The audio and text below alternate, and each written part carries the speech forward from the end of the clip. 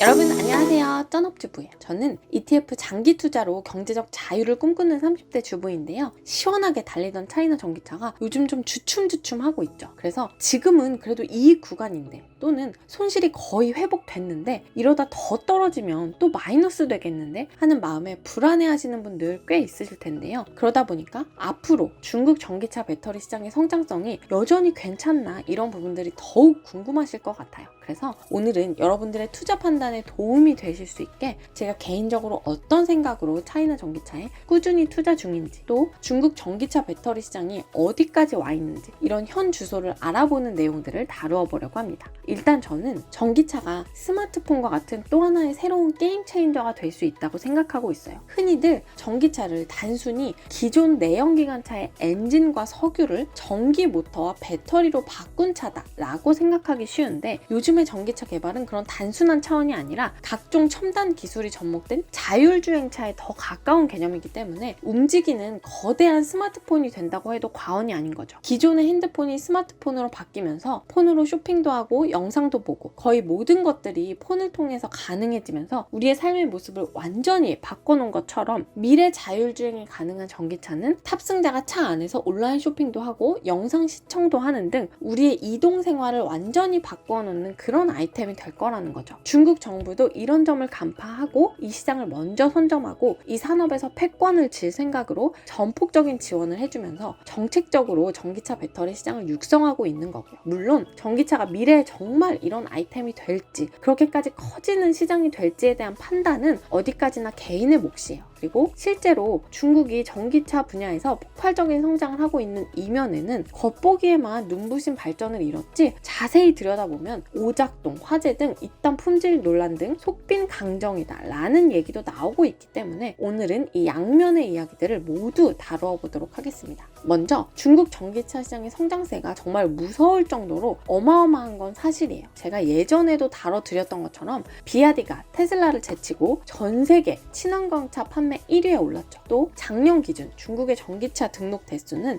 약 784만 대로 미국과 독일의 3.8배, 6배에 달하고 10만 대 수준인 우리나라와 비교하면 무려 80배가량이 많아요. 중국의 전기차 판매가 꾸준히 증가하면서 지난달 말 기준으로는 전기차 등록 대수가 1000만 대를 돌파했다고 하고요. 작년 한 해 중국에서 판매된 전기차는 351만 9천 대로 전 세계에서 판매된 전기차 660만 대 중에 절반 이상이 중국에서 팔렸다고 해요. 전체 판매된 자동차 중에서 전기차의 비율이 얼마나 되는지를 보여주는 전기차 침투율을 보면 더욱 놀라운데요. 작년 5월만 해도 11.6%였던 침투율이 올해 5월에는 26.6%까지 상승했어요. 조만간 중국에서 판매되는 자동차 10대 중에 3대가 전기차가 된다는 건데요. 작년 기준 미국의 전기차 침투율이 여전히 4%에서 5%에 그치는 것과 비교하면 6배나 높은 수치죠. 미국의 한 매체는 2040년쯤에는 중국 도로를 달리는 차량 대부분이 전기차가 될 것이다 라고 전망하기도 했어요. 이런 폭발적인 성장 뒤에는 든든한 중국 정부의 지원이 있었는데요. 중국 정부의 지원 내용과 전기차 배터리 시장의 성장 이면에 있는 허점들과 관련된 내용은 2편에서 또 다루도록 하겠습니다. 오늘 제 영상이 여러분들의 투자 판단에 조금이나마 참고가 되었으면 하는 마음이고요. 오늘도 제 영상이 도움이 되셨다면 구독, 좋아요로 부탁드려요. 안녕!